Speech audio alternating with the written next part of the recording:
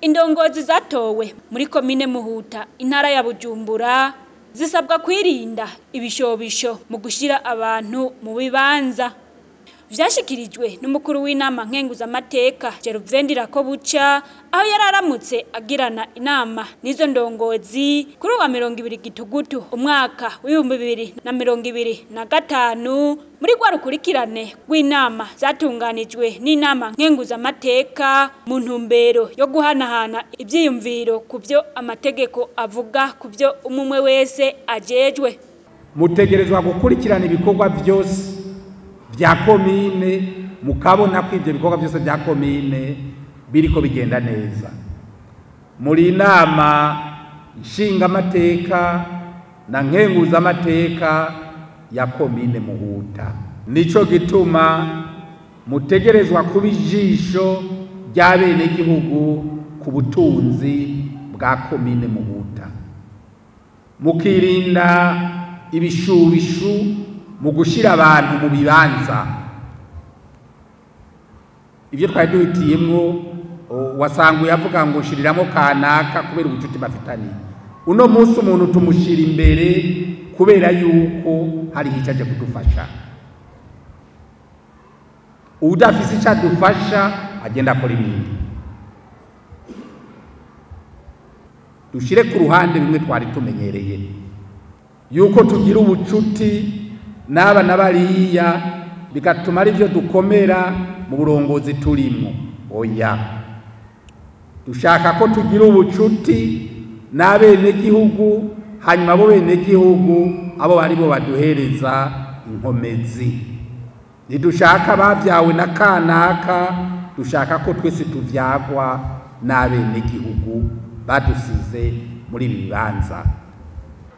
Nuba yarabaye chef de zone canke chef de département, hari uwo yaciye akabona biramushitseko, ukabona atacu ushoboye ushaka ucuvuga uti je ndatanze imihoho. Twifuza ko mutwara ibisata mubishoboye kandi ibyo bisata mukabitwara muri ko muraba iyo igihugu kiriko kiraja. Kw'ivyo muri ko murakora byose byinjira muri ya mbona kazoza y'igihugu kifasha mu 2040 kandi giteye imbere mu 2060. Tukifuza yuko muri iyo ntumbero nyene amakomine yose tugiye ku rugero rwo kuja mwihiganwa yo gutera imbere. Ico no kwita mu gifaransa competition positive muri ryaterambere. Competition gutunganiriza abene gihugu. Mbe abene gihugu ba komine Muhuta ico bifuza cyose barakironka batarinze gutama. Mbega abene gihugu ba komine Muhuta ico basaba cyose barakironka atabindi byo ku ruhande barinze gusabwa. Kuko imishahara yose duhembwa tuyihembwa kugira tubatunganirize. Kizire kikaziririzwa rero yuko hari uwo turanda service hari ibyo twabanje kumusaba, kuko bijya dusanga kuri konti nyuma y'ukwezi nibo baba bitanze ni amakuru n'amatagisi. Muri iyo nama kandi umukuru w'inama nkenguzamateka yarasiguye icari cyo kwegereza abene gihugu ubutegetsi. Ubutegetsi bugiye kwegera abene gihugu kubera yuko intara zari 18 ziba zitanu, amakomine yari 119 aba 42, mugaba amazone yateye yiyongera. Amazone no munsi n'amajana 451 ubwa mbere zari nke. Imitumba uno munsi ni 3,000 birenga, ubwa mbere byari 2,290. No kuvuga yuko amazone yiyongereye kugira bwa butegetsi bwegera bene gihugu, kubera yuko ibyahora birondegwa muri komine byose uno munsi bizorenderwa muri zone. Banyakwa chef de zone nimugire ngo uno munsi ngo mwatorewe izone isa n'izone yo mu kiringo giheze habe namba.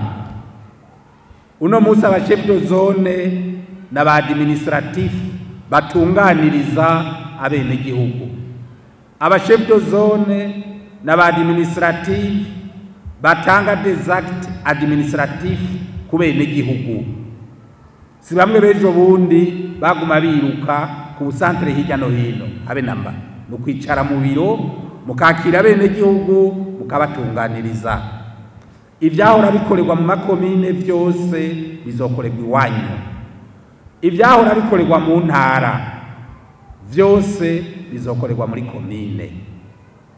Uko niko kwegereza rero bwa butegetsi abenegihugu. Umwenegihugu ntakeneye buramatari. Umwenegihugu ntakeneye musitanteri. Umwenegihugu akeneye service hafi yiwe. Mbega ivyo ariko ararondera abironka hafi yiwe. Nico gituma banyakuba chef de zone mumenye ko uno musi ari mwebwe mugiye kuba ikiraro c'abenegihugu n'ubutegetsi bw'igihugu. Ni naco gituma mu vyo mukora vyose nimwigenga mutwagwa na komine. Ni naco gituma mwemezwa n'inama ya komine. Utsitaye gatoyi inama ya komine icikorana igacivuga iti urya nari katunganiza abenegihugu cira ku ruhande. Mwomenya ko komine Muhuta ihanura urubibe n'amakomine 3 ariyo komine Mugere, Rumonge hamwe na Gwibaga.